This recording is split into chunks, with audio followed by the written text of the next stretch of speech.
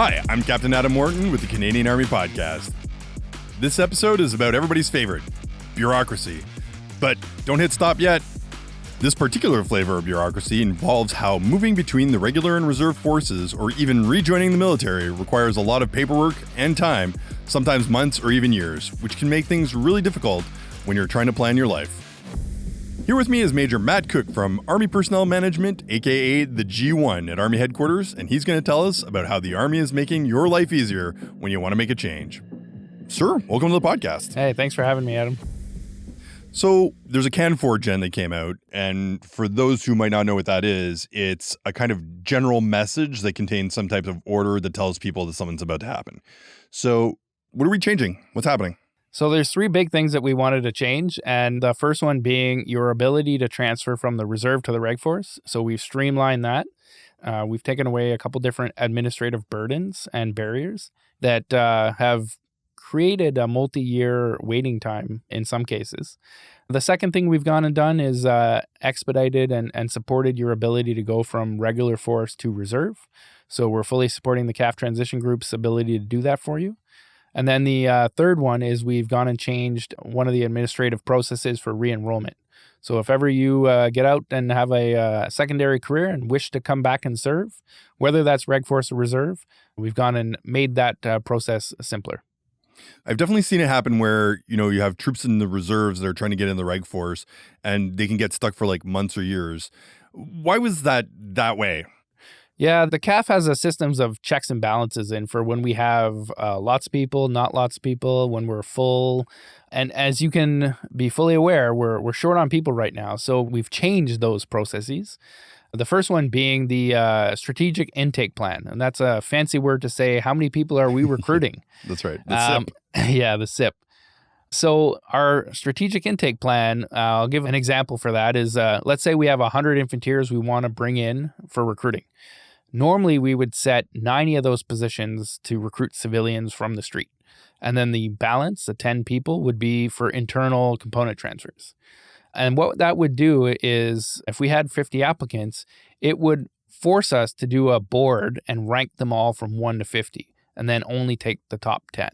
So if you're just right on the bubble at 11 or 12, or anybody else beyond that, you'd have to wait an entire year to go back to the board. So this is where you ended up with folks who had 3 to 4 year wait times for a component transfer. We've gone and removed that, so there's no maximum on how many folks can transfer into the reg force in the same occupation. So that's a huge win because we don't have to do that administrative board that's held once a year. Yep. And we monitor that on a monthly basis to make sure that if we do keep getting more applicants, we have enough seats for all of them to transfer into the reg force. And then in addition to that, especially if you're doing ranking boards, then there's the question of training and the different levels of training of some reservists and all of that stuff. So that's a problem too. Yeah, absolutely. And it requires you to be on top of your own administration. Make sure if you just completed a course, it may not make it to your military personnel resume on time for the ranking board. So that is a disadvantage to some members who just can't make it happen in time. And it's also held once a year at a very specific time of the year. So if you applied right after, you might feel that you're waiting excessively long time, but we don't have to deal with that anymore. So we've removed that barrier and the Army monitors that actively on a month-to-month basis. And then there's also the aspect of PLARS, or prior learning assessment recognition, which is when you're checking the level of training of somebody. And that in of itself is a lot of paperwork. Yeah, absolutely. And as the CAN4 Gen has pointed out, anybody with a DP1 qualification, so that's your first level qualification after basic training, will now have their prior learning assessment pushed to while you're in service. So once you transfer to the regular force, we will do that assessment at that point. And the reason we went and did this is that, as you can imagine, Adam, at a reserve unit, you're a part-time member, you're a private corporal, whatever, trying to get a hold of your section sergeant, your platoon commander, all the way up to your unit CO, having to sign this thing off, and then sent to the Combat Training Center in Gagetown for evaluation. But we know that you are qualified in DP1. It's evident on the records. So we're making that assessment and transferring you and determining those gaps in training once you're at the gaining unit. And as you can understand, the regular force training, they have more time. They can achieve more things in the same calendar days. So you may transfer without a grenade range or without doing unarmed combat.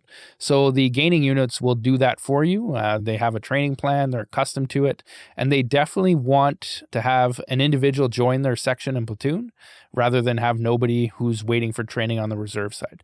So instead of you as a member sending emails through your chain of command, waiting for weeks at a time, potentially months, to get your prior learning assessment back, we've moved that to after you have joined. So for those members that are DP1 qualified, that is a huge win. For everybody else that is at the Master Corporal to MWO and majors and above, your prior learning assessment is still required before you transfer into the regular force. But what we've done is removed, again, that barrier for you to have to do it at the unit by replacing that with a process that the Army is going to do for you directly with a combat training center. So we're going to make that request on your behalf so that you don't have to run into issues where your chain of command is not there, not available, not able to sign document XYZ. So the Army is going to do that. We have full-time staff dedicated to enabling component transfers, and that's what they do on a daily basis. So they know how the process goes, and they can follow up with that in a much more expedited way to support you. So if I understand correctly, basically what we're talking about, at least for the reserve to reg force thing, is you've either removed the PLAR or shortened the chain required to get there, which in of itself is a pretty serious piece of administration that requires a fair amount of time. And then on top of that, you're not trying to hit that board at the right time to do the whole thing. So you're just firing people through as quickly as possible and shortening the chain on a lot of the administration. Yeah, we have lots of vacancies in the regular force, so everybody who applies will get an offer. And ideally, our offers are coming within 30 to 45 days if you've completed all the necessary paperwork that we have in our checklist that is sent out to you and available on the component transfer website. So if you do all that properly, our goal is to get that out to you, like I said, within that 30 to 45 day window, give you that offer so you can make that life choice. All we ask is to make sure that you put some consideration into where you want to get posted. If you put 3 positions in Petawawa, it might be hard for us to get you there because the needs of the CAF are always considered there. But we'll work with you to support your transition as fast and as best as possible into serving into one of our Reg Force units. So that's the reserves to Reg Force side. How about the other way? How does that work? Yeah, no, that's a great question, Adam. Like all of our Reg Force members are skilled and qualified, but sometimes it's hard to navigate that transition piece. So in the last few years, CAF Transition Group has really taken the whole transition piece from end to end. They take you through a whole bunch of different trainings and pieces to understand what you want to do. But one of the key things that we've partnered with them to do is explain the benefit of joining a reserve unit when you transfer. You're typically skilled, you have a lot of training, you have some experience, some deployed ops, etc. Bringing that back to those reserve units is vital for their growth and training in the future. So that conversation is now happening at every transition interview as you are looking to leave the regular force. The second piece that we've done for them is an administrative piece where you had to find your own position number. And as you can imagine, if you don't know the area where you're going to retire, because you've never heard of a reserve unit there, it's hard to find the position. It's hard to find the point of contact. So what we've done is we've gathered all that information in a readily accessible tool that is available on all of ECN for members wishing to transition. And it's also fully available, and the transition advisors are trained on it to help you find a position number for you, let's say in Vancouver or in Winnipeg. Wherever you want to go, we can look it up and see if there's something there for you to go and support that reserve unit. Yeah, and it is a daunting process. Like you would think it's really easy, but like I'll use my personal example is like when I was in Shiloh, when I left the regular force and moved back home to Ottawa, it's like I don't know military units in Ottawa, and it was only thanks to somebody in my chain of command who happened to have knowledge of it that made it happen. So having access to somebody who can help you with that seems pretty important.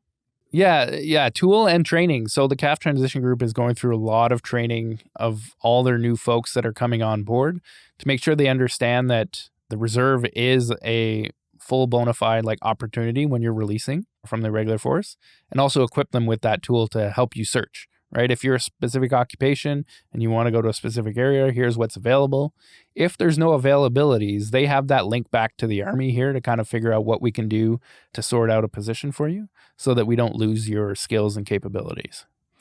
And then finally, you mentioned people who are trying to get back in and those levels of qualifications in that process. What's going on with that? Yeah, so the goal there is the same thing with the component transfers. We want to defer your PLAR to while you're in service. We know that you've been in the Canadian Forces in the past. You've done so much training. You're qualified. And so your skills are still there. Some things like certifications, like if you're a diver, have to be repeated yearly, but your overall basic qualification as an infanteer exists. You're there. So we're going to bring you in and we will figure out on the unit side what additional training that is. So whether that is, like I mentioned earlier, that grenade or that unarmed combat that needs to be completed, we can do that once you're in. But we're removing barriers for entry at the recruiting level. So re-enrollment is the same piece. We're going to move that prior learning assessment to when you're in service. Yeah. And like, if I think about it, having spoken to some people who are going through it right now, it's one of those things where you're used to having points of contact within your institution. You have your chain of command to ask questions to, and the recruiting center is that sole point of contact for you, but they're also doing other stuff. So being able to get in and then solve all the problems in the way that you already know how because you've been around for long enough seems like a good move. Yeah. And like you said, they're super busy doing a lot of Eller assessments and they have a lot of different files to manage. So by removing one additional administrative burden that we're doing internally, we acknowledge that our members who have served in the past still have a great amount to give and are fully qualified still. So that's our goal, is to help both the Canadian Forces recruiting system if you decide to come back to the regular force, or on the reserve side or reserve units. We just want to eliminate one of those additional administrative pieces so that you can come in as fast as possible. This seems that it has a potential impact, at least at the unit levels, in terms of bringing in a lot of people and then maybe doing some admin in terms of their learning assessments and things like that. What have you heard from the units and the potential impacts on them? We've had some chats with the units and through the Sergeant Major net, we understand that they would prefer to have a soldier in a platoon in a section that is 90 to 95% trained and needs that little extra training package, because right now we're suffering from vacancies everywhere. So they're quite happy to bring these members onto the range, to put them in a classroom to train them, because otherwise the rest of the time that they're not in that training, they're useful to the platoon, section, and company. So that's very important for us to help enable that, so that at that field unit, they have people that are able to be put on task to support the organization. Yeah, and the training cycle is already running too, so it's just like you insert them into the training cycle and off they go, they do the thing, and conceivably it gets up to speed. Yeah, exactly. What are some of the challenges or like the weaknesses of this process? You know, like what's slowing people down or what could cause problems? In the overall process? Yeah. So just be cognizant that there's human nature in every process that we do. And that's kind of why we took this approach to bring on some of those processes at the Army level.